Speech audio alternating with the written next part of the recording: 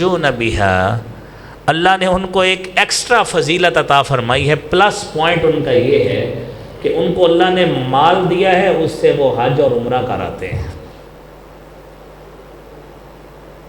یہ صاحب ثروت لوگ تو ہم سے بہت آگے نکل گئے۔ اور فرمایا وَيَعْتَمِرُونَ وَيُجَاهِدُونَ وَيَتَصَدَّقُونَ، اس مال سے حج کرتے ہیں، عمرہ کرتے ہیں، اللہ کے راستے میں جہاد کی باری آتی ہے، مال و دولت اتنا دیتے ہیں، جہاد کا سامان لے کے دیتے ہیں اور اجر پا جاتے ہیں۔ نادار، مسکین اور فقراء نظر آتے ہیں، اپنا مال خرچ کر کے بڑی نیکیاں پا جاتے ہیں۔ 4 نیکیاں۔ بسم اللہ الرحمن الرحیم۔ وَلِلَّهِ عَلَى النَّاسِ حِجُّ الْبَيْتِ مَنِ اسْتَطَاعَ إِلَيْهِ سَبِيلًا وَمَنْ كَفَرَ فَإِنَّ اللَّهَ غَنِيٌّ عَنِ الْعَالَمِينَ۔ صدق اللہ العظیم۔ حمد و ثنا، تعریف و تمحید، حمد، کبریائی اور بڑائی اللہ رب العالمین کی ذات کے لیے ہے۔ درود و سلام امام المرسلین، شفیع المذنبین، رحمت للعالمین جناب محمد الرسول اللہ صلی اللہ علیہ وآلہ وسلم کی ذات اقدس پر۔ حضرات محترم، عبادات میں اللہ رب العالمین نے جو مسلمانوں کے لیے عبادتیں مشروع فرمائی ہیں، ان میں حج ایک جامع عبادت کی حیثیت رکھتا ہے، اور اس کی جامعیت اس اعتبار سے ہے کہ نماز جو ہے وہ جسمانی عبادت ہے، روزے کا تعلق بھی جسمانی عبادت سے ہے، زکوٰۃ کا تعلق مالی عبادت سے ہے۔ حج ایک ایسی عبادت ہے جس میں ایک اچھا خاصا مال بھی صرف ہوتا ہے اور جسمانی انرجی، قوت اور طاقت بھی صرف ہوتی ہے، اور یہ 5 دن مشقتوں کے ساتھ، جسمانی مشقت، تھکاوٹ، انتہائی توجہ، یکسوئی، یہ ساری چیزیں حج کی عبادت کو شامل ہیں۔ اور جب بندہ اس عبادت کو پا لیتا ہے تو اللہ رب العالمین نے اس کے لیے فرمایا ہے فَمَن فَرَضَ فِيهِنَّ الْحَجَّ فَلَا رَفَثَ وَلَا فُسُوقَ وَلَا جِدَالَ فِي الْحَجِّ وَمَا تَفْعَلُوا مِنْ خَيْرٍ يَعْلَمْهُ اللَّهُ وَتَزَوَّدُوا فَإِنَّ خَيْرَ زَادِ التَّقْوَىٰ وَاتَّقُونِ يَا أُولِي الْأَلْبَابِ۔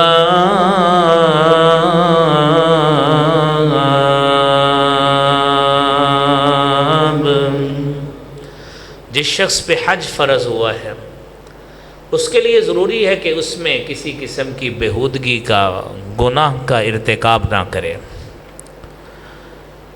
اور جو بھی تم بھلائی کرو گے اللہ تعالیٰ اس کو جانتے ہیں۔ اور ساتھ کہا وَتَزَوَّدُوا، زاد راہ لے کر جانا، سفری اخراجات اور اس کے معاملات کا اہتمام کر کے جانا، لیکن یاد رکھنا ان خیر الزاد التقویٰ، بہترین زاد راہ اور متاع یہی ہے کہ آپ تقوی اختیار کریں، ہر لمحہ اللہ رب العالمین سے ڈرتے رہے۔ حضور کریم صلی اللہ علیہ وآلہ وسلم نے فرمایا تھا صحابی رسول کو، اتق اللہ حیثما کنت، اللہ سے ڈرتے رہنا ہے جہاں پہ بھی تم ہو، مسجد میں ہو، بازار میں ہو، گھر میں ہو، فیملی کے ساتھ ہو، دوست احباب سے ہو، کسی کے ساتھ بھی آپ وقت گزار رہے ہوں، اتق اللہ حیثما کنت، اور پھر کہا واتبع السیئۃ بالحسنہ، آپ سے کوئی برائی ہو جاتی ہے، کوئی گناہ ہو جاتا ہے، کوئی اللہ کی نافرمانی کا ارتکاب ہو جاتا ہے، تو پھر کوتاہی نہیں کرنی، فوری طور پر نیکیوں کا انبار لگا دیجئے تاکہ وہ برائی جو ہے وہ دھل کے رہ جائے۔ اور فرمایا وَخَالِقِ النَّاسَ بِحُسْنٍ خُلُقٍ، جب بھی لوگوں سے ملاقات ہو لوگوں کے ساتھ اچھے اخلاق کے ساتھ ملنا ہے۔ میرے بھائیوں، دنیا میں اللہ رب العالمین نے صاحب ثروت لوگ بھی پیدا کیے، اور ایسے لوگ بھی اللہ تعالیٰ نے مومن مسلمان رکھے ہیں جن کو اللہ نے اتنی دولت عطا فرمائی، وسائل کی اتنی قوت عطا فرمائی ہے کہ وہ ہر سال حج کرنے کی استطاعت رکھتے ہیں۔ لیکن کچھ لوگ ایسے بھی ہیں، اللہ تعالیٰ نے یہ مالی تفاوت ایسا رکھا ہے، یہ مالی معاملات میں اختلاف اور فرق ایسا رکھا ہے، یہ ڈائیورسٹی ایسی ہے کہ بسا اوقات ایسے لوگ بھی ملتے ہیں جو عمرہ کرنے کی بھی استطاعت نہیں رکھتے۔ آج کے جمعے میں ہم انہی چند نیکیوں کا تذکرہ کریں گے کہ ہم ادھر رہ کر بھی حج کا ثواب پا سکتے ہیں، اور یہ ضروری نہیں ہے کہ جس کے پاس پیسے نہ ہوں، جس کے پاس مال و دولت نہ ہو، صرف اسی کو ہی یہ نیکی ملے گی۔ یہ نیکی میں اور آپ بھی کر سکتے ہیں۔ یہ ہر شخص ان چند نکات کو جو ہم یہاں پہ بات کریں گے اپنے کردار اور عمل کا حصہ بنائے، انشاءاللہ اللہ تعالی حج کا ثواب عطا فرمائیں گے۔ صحابی رسول سیدنا ابو کبشہ انماری رضی اللہ تعالی عنہ بیان کرتے ہیں، رسول اکرم صلی اللہ علیہ وآلہ وسلم نے فرمایا ہے انما الدنیا لاربعۃ نفر، یہ دنیا 4 قسم کے لوگوں کے لیے ہے۔ یہ جامع ترمذی کی حدیث ہے 2325 نمبر۔ 4 قسم کے لوگوں کے لیے دنیا ہے، 4 قسم کے لوگ آپ کو ہمیشہ ملیں گے۔ پہلا شخص وہ ہے، آپ نے فرمایا عبد رزقہ اللہ مالا، ایک شخص وہ ہے جسے اللہ رب العالمین نے مال دیا ہے، فہو یتقی فیہ ربہ، مال و دولت ہونے کے باوجود اللہ سے ڈرتا ہے، گناہ کا ارتکاب کرنے میں جلدی نہیں کرتا، کوئی ایسی حرکتیں جان بوجھ کے اس سے ہوتی نہیں ہے کہ پیسہ ہے، وسائل ہیں، جو مرضی کرتے پھرو، اللہ کی نافرمانی کرتے پھرو، کس نے پوچھنا ہے، نہیں۔ ساتھ ساتھ وَيَصِلُ فِيهِ رَحِمَهُ، اپنے رشتہ داروں کو ملا کے رکھتا ہے۔ آپ صفات سنتے جائیں کہ مال اللہ نے دیا ہے، اللہ سے ڈرتا ہے، اپنے رشتہ داروں کو ملا کے رکھتا ہے۔ وَيَعْلَمُ لِلَّهِ فِي حَقًّا، اور اس مال میں اللہ رب العالمین کا حق بھی رکھا ہے اس نے، صدقات، زکوٰۃ، مختلف معاملات میں اللہ کے راستے میں خرچ کرتا رہتا ہے، رشتہ داروں کو بھی دیتا ہے، ناداروں کو بھی دیتا ہے۔ فرمایا فہذا بافضل المنازل، یہ وہ شخص ہے جسے اللہ تعالیٰ نے سب سے اعلیٰ اور بلند مقام عطا فرمایا ہے۔ دوسرے نمبر پر وعبد رزقہ اللہ علما ولم یرزقہ مالا، اللہ نے علم دیا ہے، اللہ نے علم دیا ہے لیکن مال کی فراوانی نہیں ہے۔ فہو صادق النیت یقول، نیت بڑی خالص ہے، دل سے بے ساختہ آوازیں نکلتی ہیں، لو ان لی مالا، اگر میرے پاس بھی آج مال ہوتا، لعملت بعمل فلان، میں بھی اس طرح کا عمل کرتا جس طرح میرے گلی محلے میں، میری مسجد میں، میرے رشتہ داروں میں فلاں صاحب ثروت شخص ہے، اللہ نے اس کو مال دیا ہے، اس رب کے راستے میں بڑا ہی خرچ کرتا ہے۔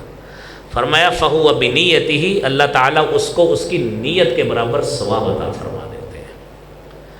آج آپ اسی حدیث کے بلبوتے پر دیکھیے، ایک شخص آپ کی مسجد میں، آپ کی گلی محلے میں، آپ کی کالونی میں، آپ کے رشتہ داروں میں، آپ کی مارکیٹ میں اللہ نے اس کو سہولت دی ہو، وہ ہر سال 2 عمرے بھی کرتا ہو، حج بھی کرتا ہو، تو وہ ایک شخص جس کو اللہ نے مال تو نہیں دیا، اس کی طمع ہے اللہ اے میرے مالک اگر تم مجھے بھی اتنا مال دیتا، وہ کسی کے سامنے اظہار نہیں کرتا، وہ اپنے مالک سے تعلق رکھے ہوئے، اللہ تو مجھے بھی مال دیتا، یہ سال میں 2 عمرے کرتا ہے، اللہ میں 3 عمرے کرتا، اللہ یہ تو پھر 2-3 سال کے بعد حج کرتا ہے، اللہ تو مجھے مال دے، میں تیرے رستے میں ہر سال حج کر کے آتا ہوں۔ اس حدیث کے مطابق فہو بنیتہ، انشاءاللہ اللہ تعالیٰ اس کو اس کی نیت کے برابر گھر بیٹھے ہی حج کا ثواب عطا فرماتے ہیں۔ لیکن میرے بھائیو یاد رکھنا، اگر اللہ رب العالمین نے نیکیوں کے مواقع پیدا کیے ہیں تو ساتھ ساتھ ہمیں یہ بھی ساتھ تربیت ہماری اللہ کے رسول صلی اللہ علیہ وسلم نے فرمائی ہے کہ بری عادتوں سے، بری نیت سے، بری خصلت سے اپنے آپ کو بچانا ہے۔ اس کی بھی مثال سنیے، اس شخص کی بھی۔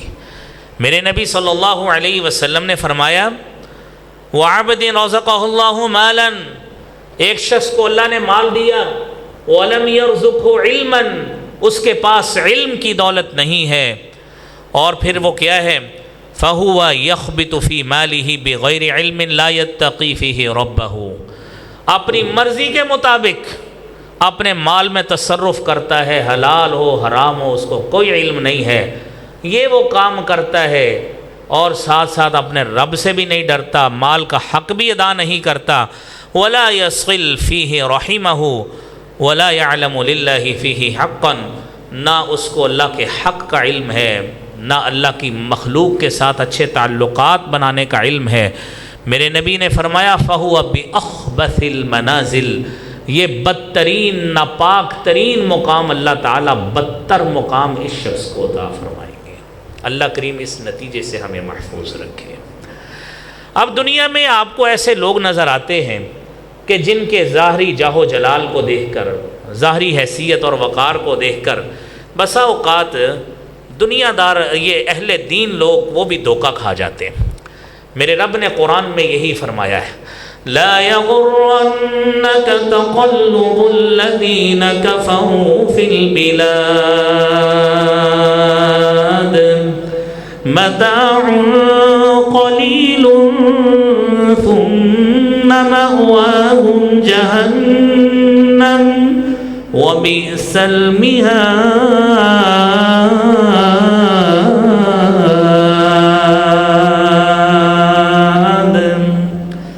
ایسے لوگوں کو دیکھ کر، لوگوں کا آنا جانا، ان کا ظاہری اٹھنا بیٹھنا اور ان کے ظاہری وسائل کو دیکھ کر، ان کے کاروباروں کو دیکھ کر، ان کی سہولیات کو دیکھ کر کہیں دھوکے میں نہ آ جانا۔ متاع قلیل، یہ بہت تھوڑا سما ہے جس دنیا کو دیکھ کر وہ تو دھوکے کا شکار ہوئے ہیں، اے نبی کہیں آپ دھوکے کا شکار نہ ہو جائیے، اور یہی حکم ہم مومنوں کو ہے۔ کہا متاع قلیل، ایسا آدمی جو آپ نے مثال سنی ہے کہ جس کو مال تو موجود ہے، اللہ سے نہیں ڈرتا، مال کا حق بھی ادا نہیں کرتا، رشتہ داروں کے حقوق کی پاسداری بھی نہیں کرتا، فَهُوَ بِأَخْبَثِ الْمَنَازِلِ، یہ بدترین منازل کا مستحق ہوگا۔ اور اسی حدیث کے مطابق اسی کا پیروکار وہ شخص جسے اللہ نے علم نہیں دیا، علم کوئی نہیں ہے، اس کے ظاہری جاہ و جلال کو، ٹھاٹ باٹھ کو دیکھ کر نمازیں ترک کر دیں، روزے ترک کر دیے، لوگوں کو حق دینا چھوڑ دیے، اور پھر بھی دل میں طمع ہے کہ اگر کچھ مال اور آ جائے میں اسی طرح کا بن جاؤں۔ میرے نبی محترم صلی اللہ علیہ وسلم نے فرمایا وہ بھی اسی طرح کا ہی بنے گا، اس کو بھی اسی مقام میں رکھا جائے گا جس طرح یہ بدترین مقام کا مستحق بنا ہے۔ اس لیے بھائیو ہمیشہ اللہ رب العالمین سے ایسی دعا کرنی چاہیے کہ اللہم انا نسألک بعیش السعداء وبمنزلۃ الشہداء وموافقۃ الانبیاء والنصر علی الاعداء۔ اے اللہ رب العالمین، ہم تجھ سے سوال کرتے ہیں، اللہ تجھ سے سوال کرتے ہیں جو خوش نصیب لوگوں کی زندگی ہے اللہ ہمیں وہ عطا فرما، اے اللہ ہمیں شہداء کا مقام عطا فرما۔ یہ دعائیں ہمیشہ اللہ سے کرنی چاہیے۔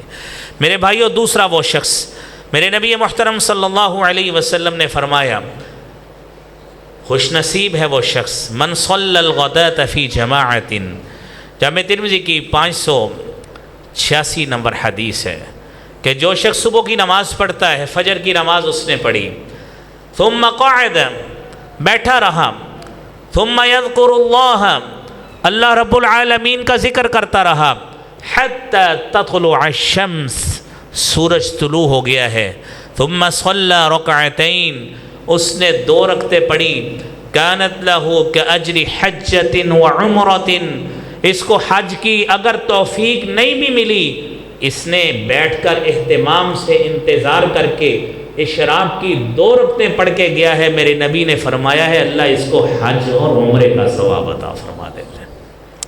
بھائیوں محنت کریں، یہ اس شخص کو اجر ملے گا جو فجر کی نماز جماعت سے آ کے پڑھتا ہے، جو مسجد میں جماعت سے آ کے نماز پڑھے گا، جو جماعت کے لیے مسجد میں ہی نہیں آتا، جو اہتمام کے ساتھ مسجد کی صفوں کی زینت ہی نہیں بنتا، جو جماعت سے بھی نماز نہیں پڑھتا، مسجد میں ہی نہیں آتا، میرے بھائیوں اس کو اجر کیسے ملے گا؟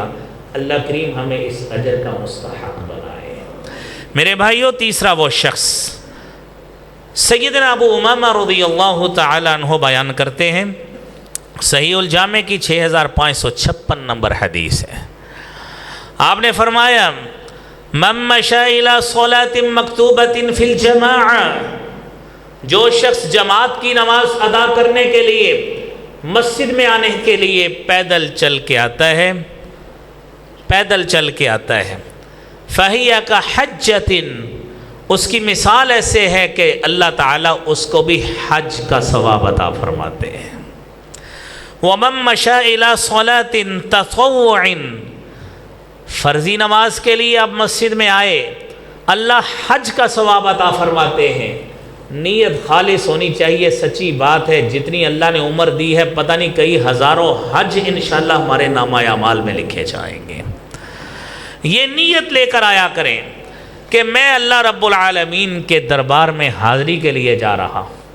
وہ ایک مرتبہ اذان ہوئی، سیدنا علی رضی اللہ تعالی عنہ نے رونا شروع کر دیا، ساتھ کوئی ساتھی بیٹھا تھا، کہنے لگا یا امیر المومنین، خلافت کی بات ہے ان کے خلافت کے دور کی، کہ امیر المومنین کیا مسئلہ ہوا؟ اذانیں تو پہلے بھی ہوتی تھیں، آج کیا ہوا ہے؟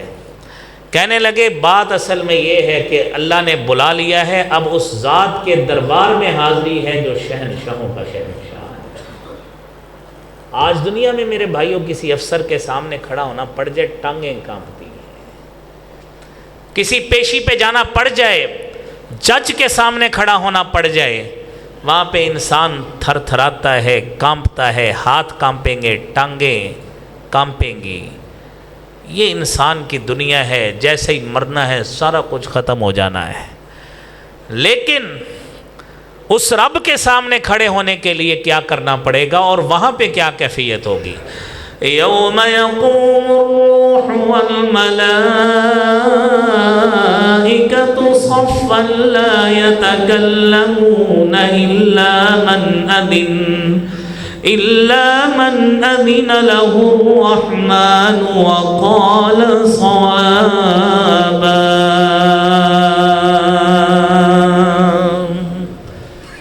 اس دن جبریل امین بھی کھڑے ہوں گے، سارے فرشتے کھڑے ہوں گے، صف بنا کے کھڑے ہوں گے، لا یتکلمون کسی میں جرت نہیں ہو سکے گی کہ اس رب کے سامنے کلام کرے۔ اس رب کا دربار یہ ہے، اس رب کی جلالت یہ ہے، اسی لیے وہ رب کہتا ہے لمن الملک اليوم، آج کے دن بتائیے بادشاہت کس کی ہے؟ سارے مجمع پہ، ساری کائنات پہ رکت چھائی ہوگی، خاموشی۔ اللہ تعالیٰ خود جواب دیں گے للہ الواحد القہار، آج اس ذات کی بادشاہت ہے جو واحد بھی ہے، قہار ذات بھی ہے، اس مالک کے سامنے کی بات ہے میرے بھائیوں۔ فرمایا جو شخص وَمَن مَشَى إِلَى صَلَاةٍ تَطَوُّعٍ جو نفلی نماز کے لیے نکلتا ہے، فَهِيَ كَعُمْرَةٍ تَامَّةٍ اللہ کریم اس کو نفلی نماز کے لیے چل کر آنے کے لیے جو اجر عطا فرماتے ہیں وہ مکمل عمرے کا اجر عطا فرماتے ہیں۔ میرے بھائیو، اجر اکٹھے کرتے جائیے۔ چوتھی بات، رسالت مآب صلی اللہ علیہ وآلہ وسلم نے فرمایا، صحیح ترغیب و ترہیب کی 86 نمبر حدیث ہے، آپ نے فرمایا من غدا الی المسجد، جو شخص مسجد کی طرف جاتا ہے، لا یرید الا ان یتعلم خیرا او یعلمہ، نیت یہ ہوتی ہے یا کوئی خیر کی بات سکھا کے آنی ہے یا کسی سے سیکھ کر آنی ہے، مقصد کوئی بھی ہو۔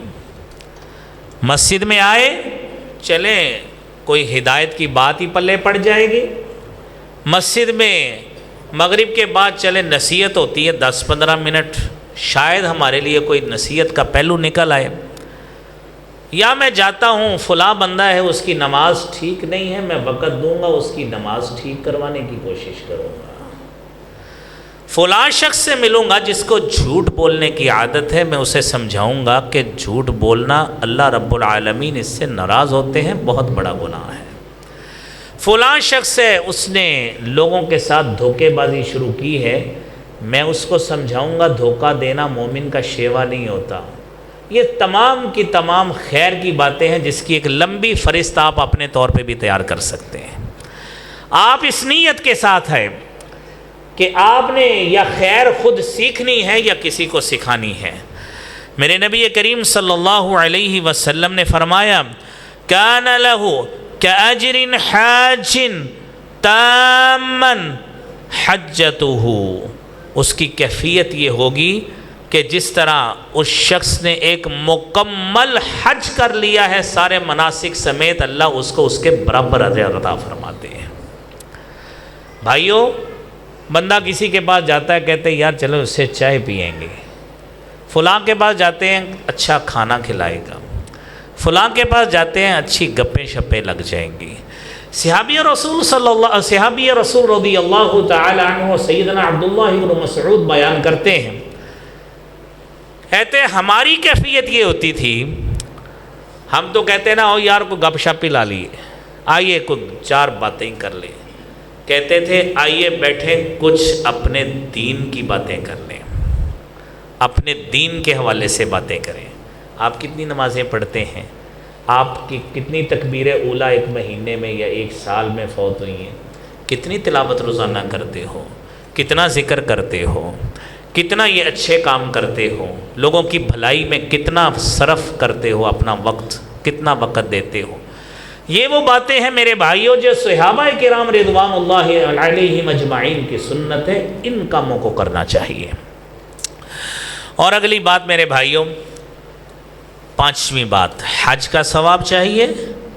آپ دیکھیے، صحابی رسول سیدنا ابو ہریرہ رضی اللہ تعالی عنہ بیان کرتے ہیں، صحیح البخاری کی 843 نمبر 843 نمبر حدیث ہے، کہتے ہیں جاء الفقراء الی النبی صلی اللہ علیہ وسلم، کچھ مسکین لوگ نبی کریم صلی اللہ علیہ وسلم کے پاس آئے، آ کے کہنے لگے ذهب اہل الدثور من الاموال، اللہ کے رسول صلی اللہ علیہ وسلم، یہ جو صاحب ثروت لوگ ہیں یہ تو ہم سے بڑے ہی آگے نکل گئے، اللہ نے ان کو مال و دولت دیا ہے، اور بالاموال وبالدرجات العلا، اتنا کچھ ہے ان کے پاس کہ اس سے تو وہ اعلیٰ اعلیٰ درجے پا جاتے ہیں۔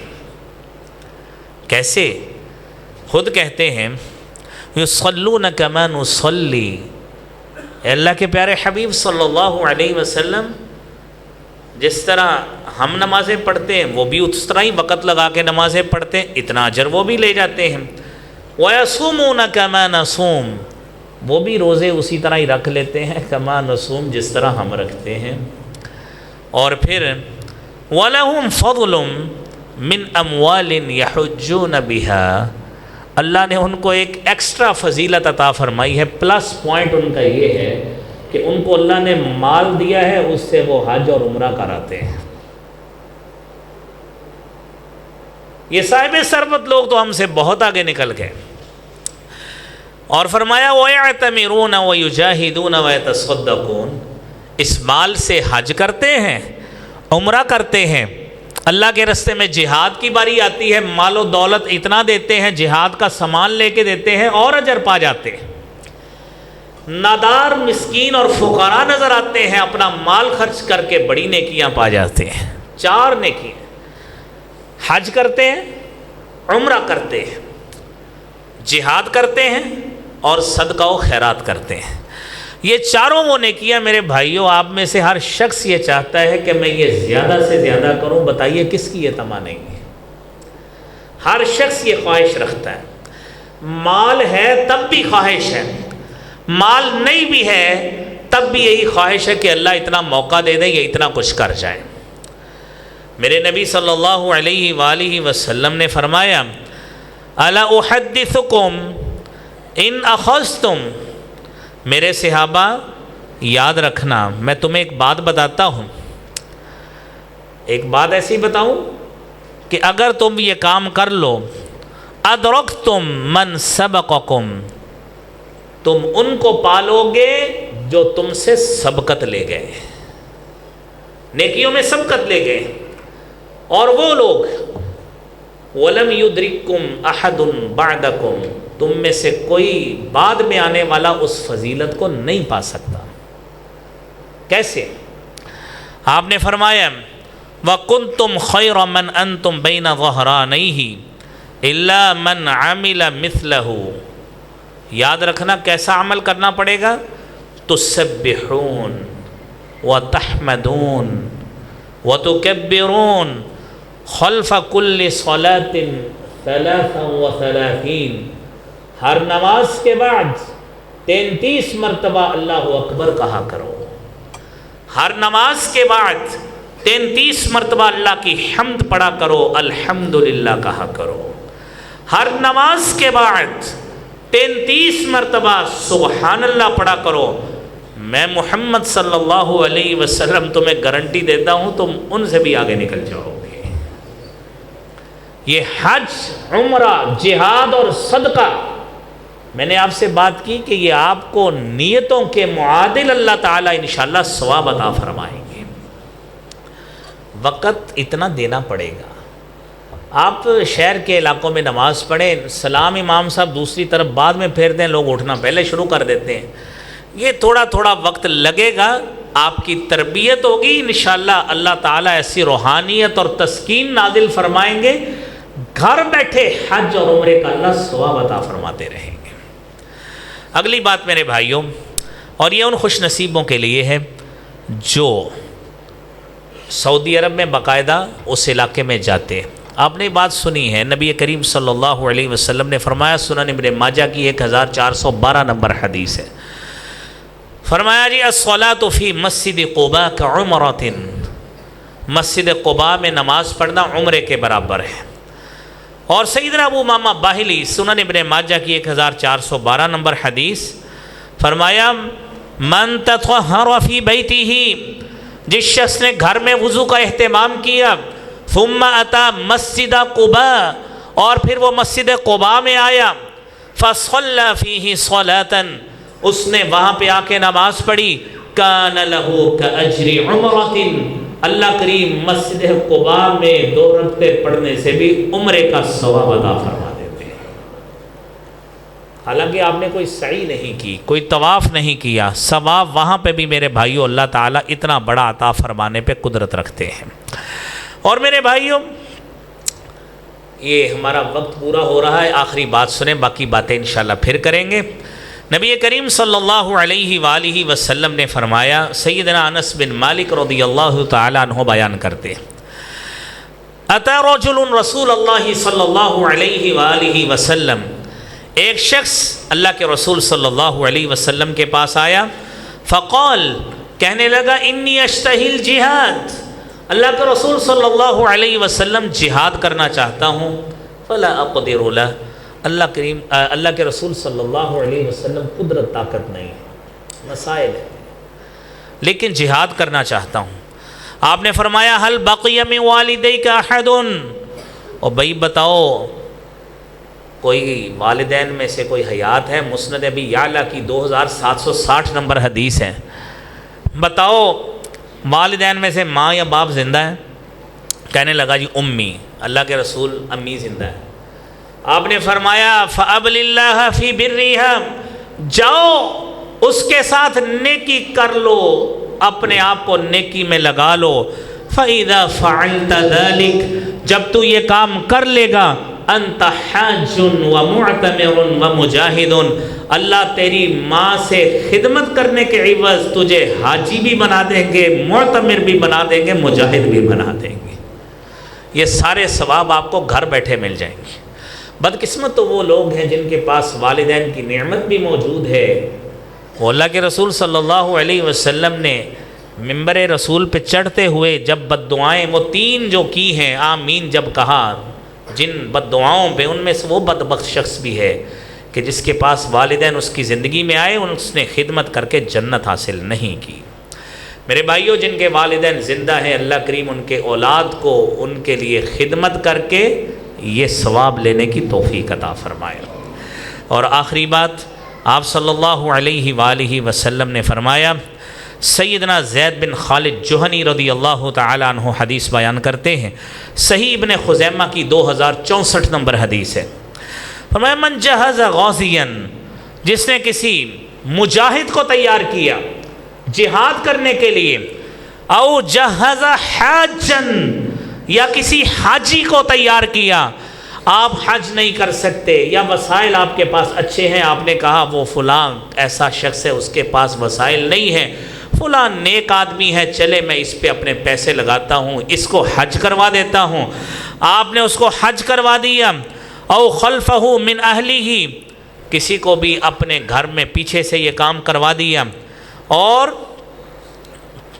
گھر میں پیچھے کوئی خبر گیری کر لی، او فطر صائما، یا کسی کی روزے دار کی افطاری کروا دی، کان لہ مثل اجورہم غیر ان ینتقص من اجورہم شیء، اللہ کریم ان سب کو، یہ مجاہد تیار کرنے والے کو جہاد کا ثواب، حاجی تیار کرنے والے کو حج کا ثواب، اور اسی طرح ہی میرے بھائیوں افطاری کروانے والے کو اللہ تعالیٰ روزہ رکھنے کا اسی طرح ہی ثواب عطا فرماتے ہیں۔ اللہ کریم ہم سب کو یہ ثواب لینے کی اور بڑھ چڑھ کر نیکیاں کمانے کی توفیق عطا فرمائے۔ وآخر دعوانا الحمدللہ رب العالمین۔